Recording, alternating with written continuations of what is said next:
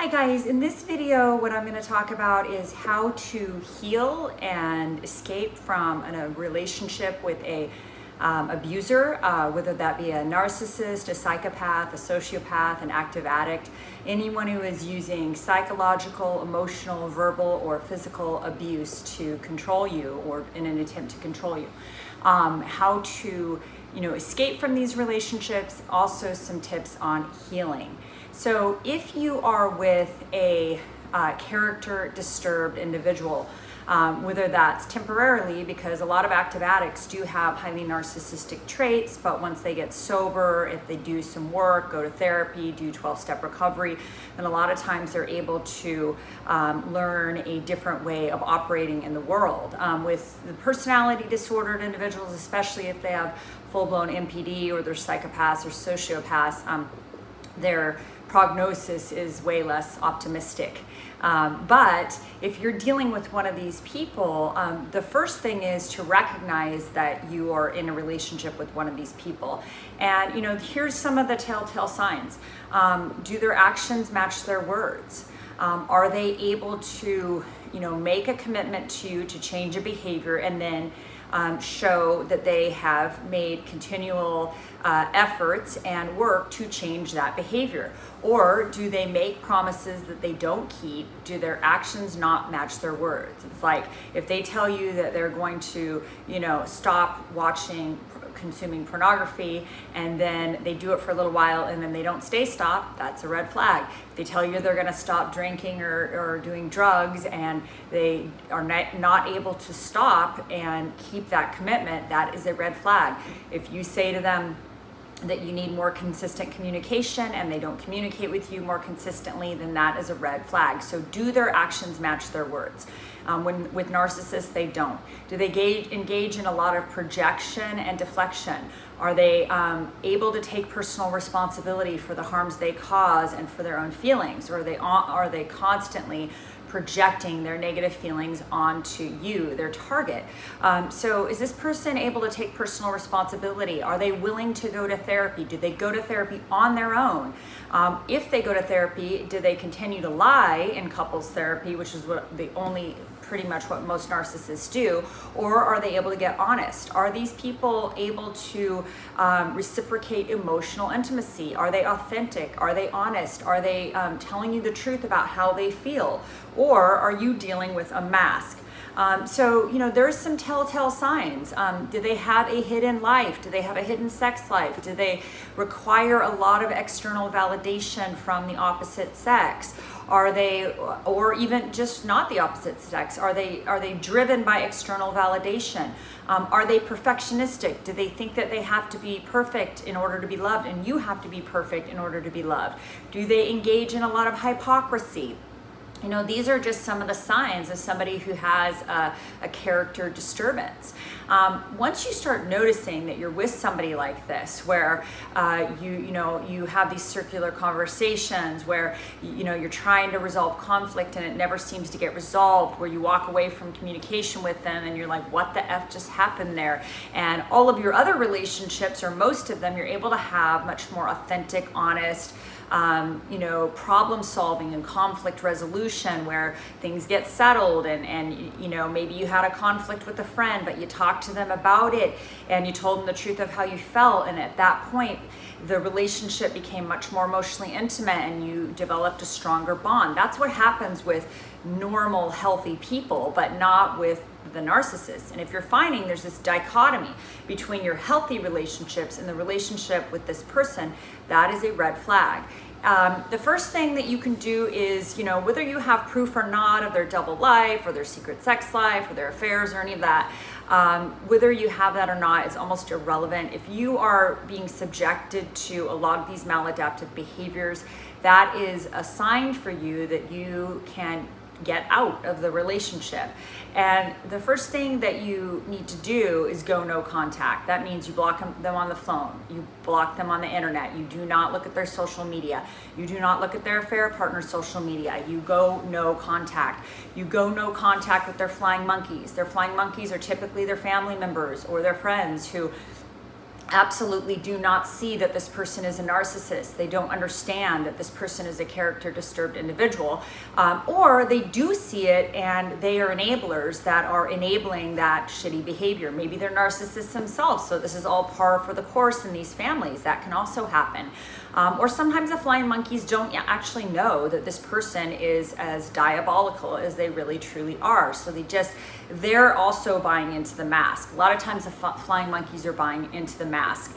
But if you talk to like mutual friends, like in my case, we had some mutual friends that worked with the narcissist. They were also friends with me, and they spent a lot of time with us as a couple, and they knew that there was something seriously wrong with this person when what this person presented in our relationship and then who this person turned out to be. That dichotomy was so great that these people knew that this person had a disturbance in their character. There's something severely wrong with them. But narcissists are masters at keeping things separate, so they may keep their work friends separate, because remember, they're sending a mass to that congregation of people, and they may keep their families separate. I mean, they're very careful about compartmentalizing their lives because they're constantly actors, and they have to be different actors depending upon who they're with. So this can be they can be very strategic about keeping you isolated and separate from,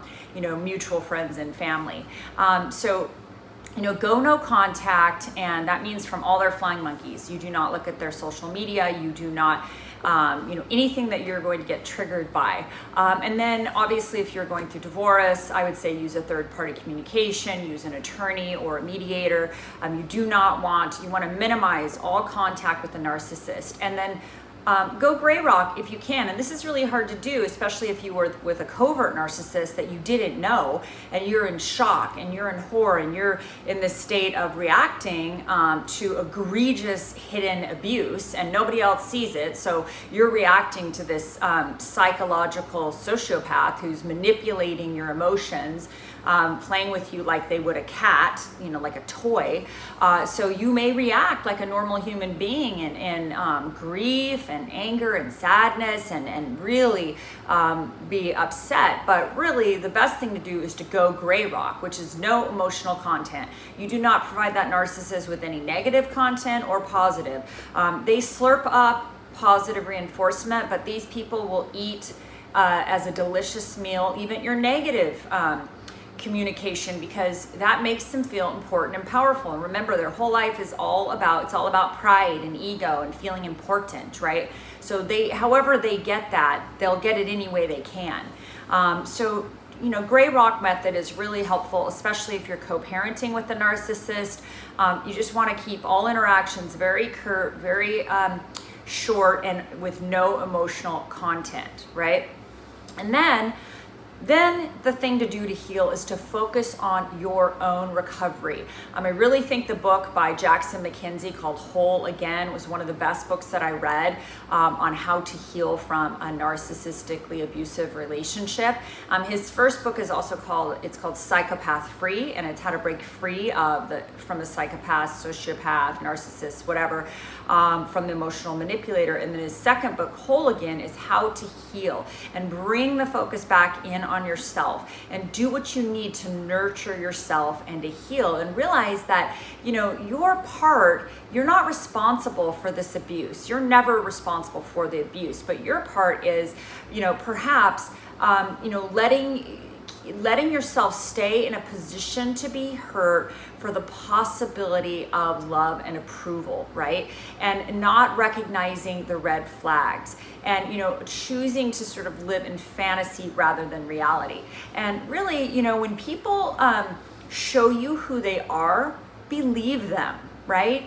And when somebody's actions don't match their words, and there's a pattern of their actions not matching their words, that is something to really hone in on and see and be like, wow, that person their actions aren't matching their words. They say they want to have more sex, but we haven't had sex in 4 months. So, just like look at that and be like, wow, there's something going on here where there's this pattern of not fulfilling their commitments that they've made. Their words don't mean shit. They don't mean shit to the narcissist, and they don't mean shit to you. They are people that they're unable to keep their commitments to other people faithful or to keep their word. They just aren't unable to do it. So they will say anything in the moment to like get you off their back, but then their pattern of behavior is they don't follow it up with any action. So that is your part is staying in that, even though there was these signs that you can probably now see when you forensically analyze the relationship. And then hugely important, learn to set healthy boundaries for yourself.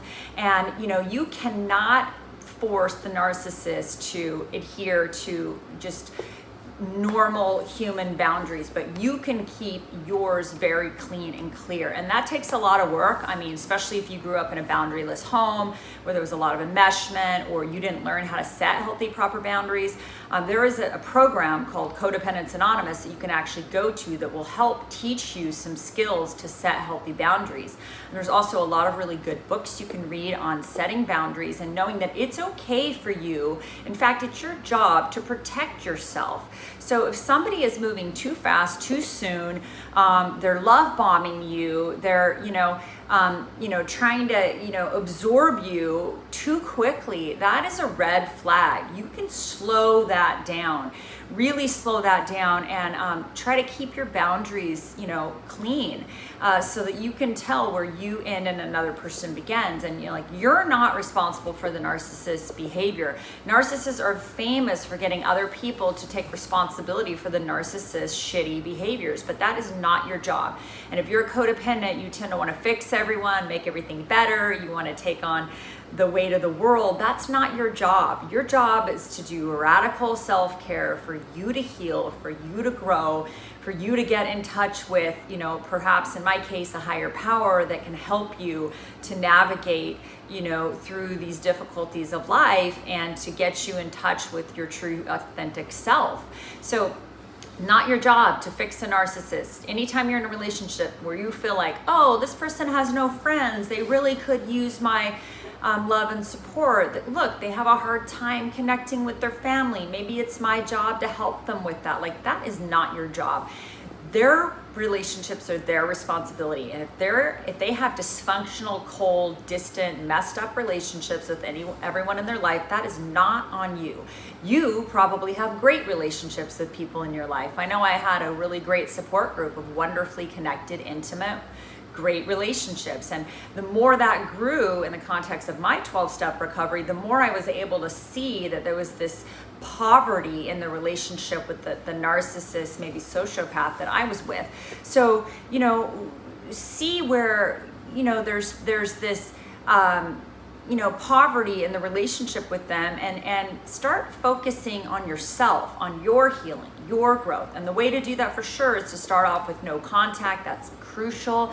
And you're not responsible for other people's stuff. They are responsible for their own growth, their own healing, their own journey. If they need to get sober, that's their job. It's not your job to get somebody sober. It's not your job to fix them. It's not your job to, help them make friends. It's not your job to, mediate the crappy relationships they have with the people in their families, the distant relationships. None of that is your job. Your job is to focus on yourself. So on healing. I really love that book, Whole Again. Also, I benefited greatly from, I did some EMDR therapy that helped me address some of my abandonment issues in childhood, which is part of the reason I stayed in a dysfunctional relationship as long as I did, because of my fear of abandonment. I've done a lot of work around that. TMS, transcranial magnetic stimulation, is very good for the PTSD and the trauma that your brain is probably going to have after you get out of one of these abusive relationships. Your brain is traumatized. You need to do all sorts of work to heal that trauma. I found TMS very helpful. I was in multiple studies for PTSD, for complex PTSD, and those helped me a great deal. See what else. Yeah, read books. The Human Magnet Syndrome by Ross Rosenberg. It talks about the dynamic and between a codependent and a narcissist and how they're attracted to each other. Pathological giver finds himself with a pathological taker, and it's this sick dynamic. You may find yourself being magnetically attracted to abusers. And that's true if you had like a narcissist in your family, or an addict or an abuser in your family. It's normal to you, it feels normal, and that is a problem. So be careful who you're attracted to. And then for sure, when you get out of the relationship, do not start dating again right away. It's crucial that you take some time to heal. And it's hard to do because you're going to be lonely, and you may want you want validation because you probably been discarded out the window, even though you could have been in a 15-20 year relationship, and then all of a sudden it was like a light switch went off and you're like, what the heck is happening right now? So it could have been really shocking to you, and probably triggered some of your core abandonment issues from childhood, right? So all of that stuff could be happening with you, and so you might have this compulsion to like go out and like date or get some validation. I strongly suggest that you don't do that. I suggest that you get validation and really just love and support from your friends, and really tap into those relationships, and ask them for help. Talk to your friends about what you're feeling, what you're going through. It might be very helpful for you also to surround yourself with a support group of other narcissistic abuse survivors.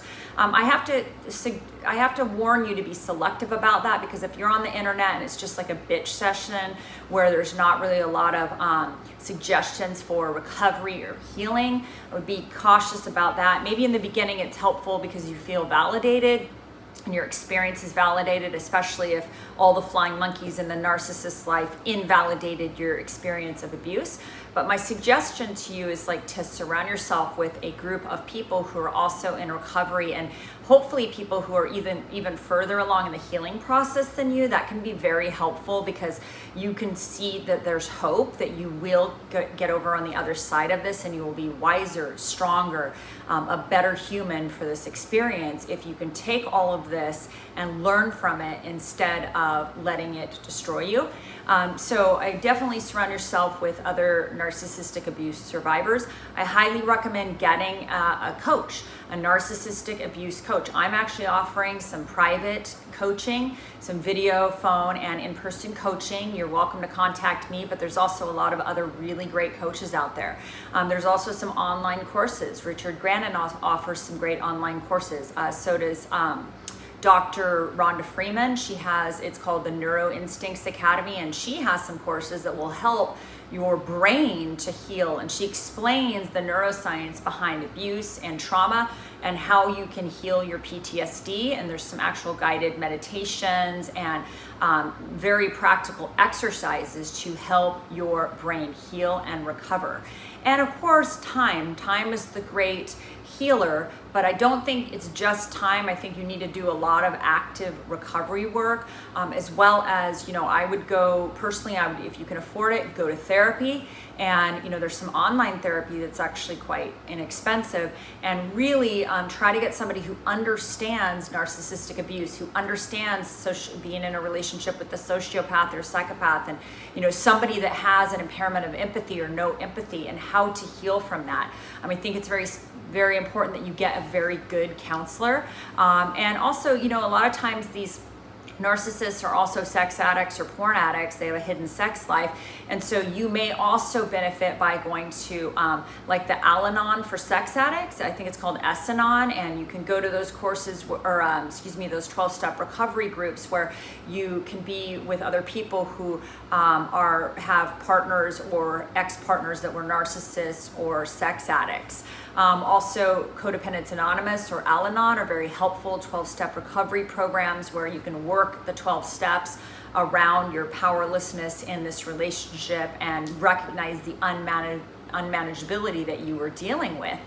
So these are all some suggestions to help you recover. I also find for myself that yoga, climbing, running, meditation, skiing, any sort of physical activity that you can do to somatically, get that trauma out of your body. I've done a lot of somatic body work, and so I've done some breath work, some sound healing, some really, sort of non-traditional therapy modalities, and to some cranial sacral therapy to, heal, to get the trauma released from my body. And exercise is probably one of the very best things that I've done to do that, as well as a pretty intense meditation practice. And for me, prayer is huge. I believe in God. I believe in a higher power. So I try to connect with God on a daily basis so I can,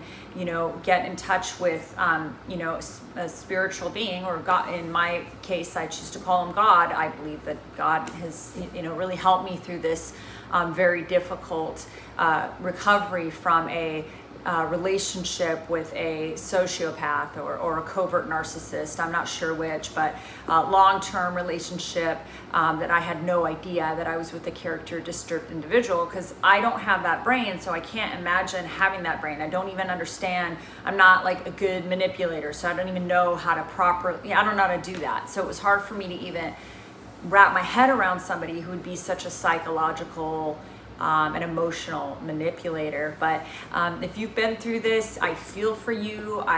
My heart goes out to you. I know how egregious it can be to live with somebody who doesn't have any empathy. It's pretty awful. And there is healing, there's hope, there's growth. I've done a lot of work. I'm feeling a lot better. I'm not going to say I'm 100% recovered, but I have recovered a great deal from this relationship, and I see it for what it was. And I'm very, very careful now and vigilant about who I'm letting in my life, and very, very careful to not, with dating, very careful, very important that you notice the red flags and set boundaries, and, don't let people in your life that are manipulative. So I hope you have a wonderful day. And again, I hope you're thriving and taking great care of yourself. Take care. Bye-bye.